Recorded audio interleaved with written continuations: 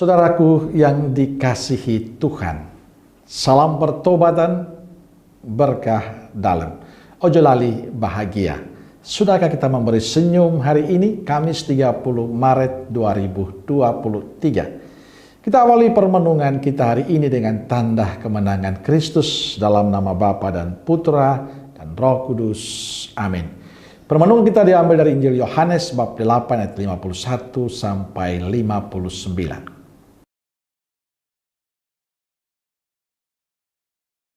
Aku berkata kepadamu, sesungguhnya, barang siapa menuruti firman-Ku, ia tidak akan mengalami maut sampai selama-lamanya.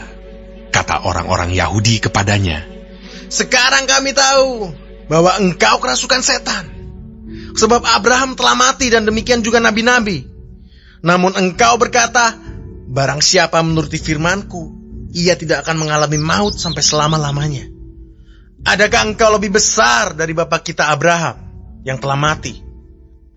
Nabi-nabi pun telah mati. Dengan siapakah engkau samakan dirimu? Jawab Yesus, jikalau aku memuliakan diriku sendiri, maka kemuliaanku itu sedikit pun tidak ada artinya. Bapakulah yang memuliakan aku. Tentang siapa kamu berkata, dia adalah Allah kami, padahal kamu tidak mengenal dia. Tetapi aku mengenal dia. Dan jika aku berkata, aku tidak mengenal dia, maka aku adalah pendusta, sama seperti kamu.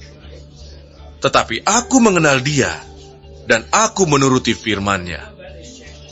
Abraham bapamu bersuka cita, bahwa ia akan melihat hariku, dan ia telah melihatnya, dan ia bersuka cita.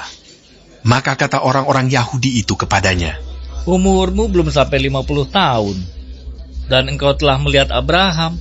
Kata Yesus kepada mereka, aku berkata kepadamu, sesungguhnya sebelum Abraham jadi, aku telah ada. Lalu mereka mengambil batu untuk melempari dia. Tetapi Yesus menghilang dan meninggalkan bait Allah. Saudaraku yang dikasihi Tuhan, bacaan Injil hari ini bercerita pada kita tentang pemahaman yang berbeda antara Yesus dan orang-orang Yahudi. Orang-orang Yahudi menolak kehadiran Yesus yang mengatakan dirinya utusan Allah.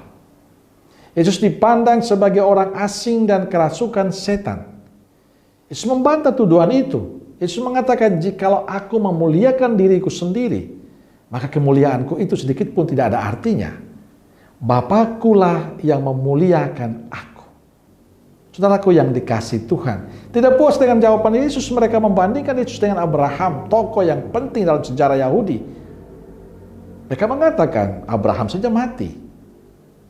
Orang Yahudi terpaku pada ketokohan Abraham secara fisik semata. Mereka meyakini Yesus tidak memiliki relasi yang mendalam dengan Abraham. Ada perbedaan pemahaman tentang Abraham dari pihak Yesus dan orang-orang Yahudi. Orang Yahudi memahami secara lahiriah, sedangkan Yesus melihatnya dari sudut pandang Allah. Akibat perbedaan itu, orang Yahudi mengambil batu untuk melempar Yesus. Saudaraku yang dikasihi Tuhan, Injil jelas mengatakan pada kita, bila orang tidak mengenal Yesus dan misinya dengan baik dan benar, maka yang terjadi adalah kebencian, kesalahpahaman pada Yesus. Karena kita perlu menyadari bahwa Yesus adalah satu-satunya dasar untuk mengenal Allah. Melalui Yesus kita dapat memahami kehendak Allah. Karena itu kita harus memahami sesungguhnya siapakah Yesus. Maka tugas kita sebagai orang beriman adalah semakin mengenal dan mendalami kehidupan Yesus. Terus membangun relasi yang intim dengan Yesus. Beriman pada Yesus tidak hanya saat kita dibaptis. Beriman adalah proses yang terus-menerus dibangun oleh kita. Untuk semakin mengenal Yesus lebih mendalam, sehingga kita mampu untuk mewujudkan semangat Yesus dalam kehidupan kita. Dan inilah tugas kita, Anda dan saya. Maka saya mengajak kita semua untuk semakin dekat dengan Yesus. Tentu dalam doa-doa kita, dalam permenungan kita, dalam ekaristi kita.